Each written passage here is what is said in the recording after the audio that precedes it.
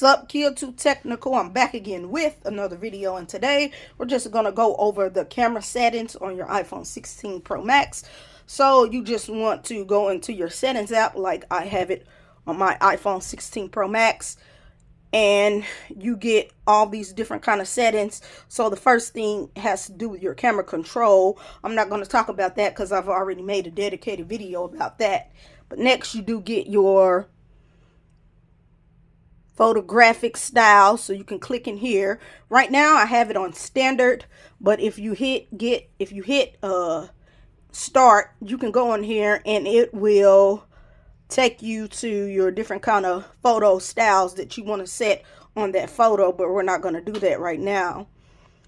You also get access to record video setting, so this will let you record video all the way up to 4K at 120 FPS frames per second, but I really don't recommend that unless you have a 512 or a 1 terabyte storage iPhone, or unless you have a SSD, because that will eat up a lot of your storage. But that is nice that you have 4K 24, 4K 30, 4K 60, 4K 120, and then you also get your standard, your 780p, your 720, your 1080p, your 1080p 60, and then your 1080p at 120 frames per second.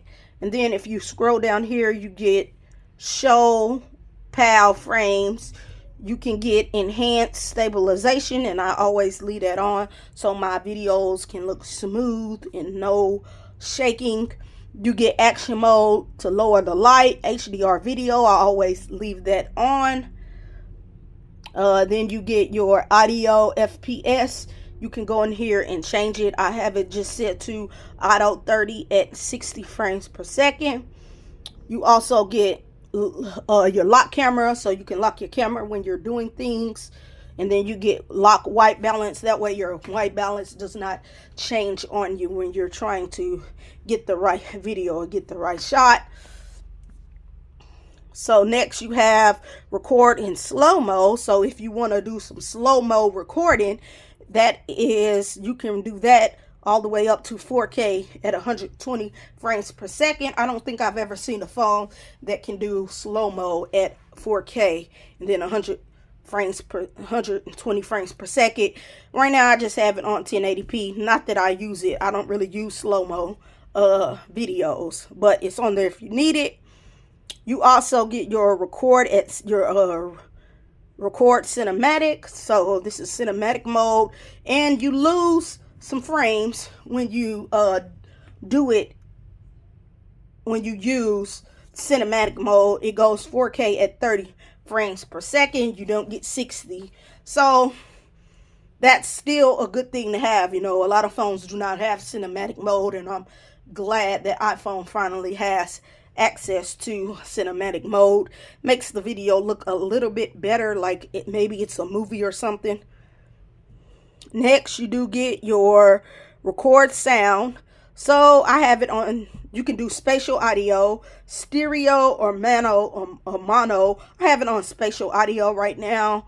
You can allow audio playback, and then you have wind noise reduction, and I keep that on also, because say I don't have a mic like this to record my videos, I can still get some good quality out of my iPhone 16 Pro Max recorded, but this will make it be even better if you set it to wind noise reduction. So then you get your formats, so you can get high efficiency, most compatible. Right now I have it on high efficiency. You get your photo mode. You have 12 MP or 24 MP, and I currently have it on 24 MP. You also get your Pro RAW resolution control. You can cut that on, but like I said, that will eat up your battery. So unless you have a higher storage iPhone or a SSD to where you can offload those photos and videos, I really wouldn't recommend you do that. And then you get Apple ProRes, and that's another one that's going to eat up a lot of your storage. I mean, one day I may mess with it, but then I might delete the video because I don't want it to eat up all of my storage. Next, you get your preserve settings. So you get your camera mode, control menu, your photographic style, creative controls, deep depth control, micro control. You get your exposure adjustment, night mode, portrait zoom, which I currently have that turned on, action mode, and then live photo. I'm going to cut that off because I do not like taking a picture and accidentally hitting live photo. So you can come in here and toggle every one on that you want on. I just have portrait zoom on right now. Then we can go into use volume up for burst. So you can use your volume button to capture burst photos on your iPhone 16 Pro Max. Scan QR code. So I do have that checked. So if I pull out my camera, it has a section to where it'll let me scan a QR code. You know, that's self-explanatory right there. Show deleted text.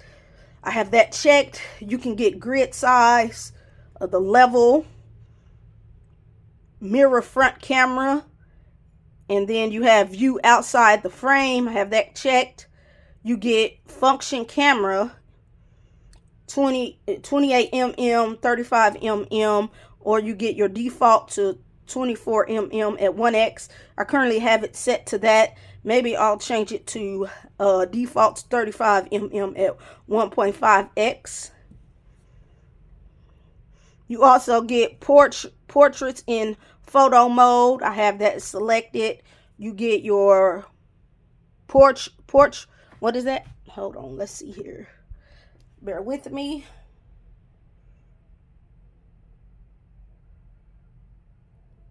You get your fast shooting.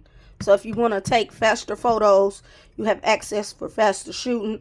I currently have that checked. Some of these were checked when I picked up the phone. I did not really go into the settings and change anything really. And then you get your lens contraction, micro control. You get your, okay, so we did that. So we did that.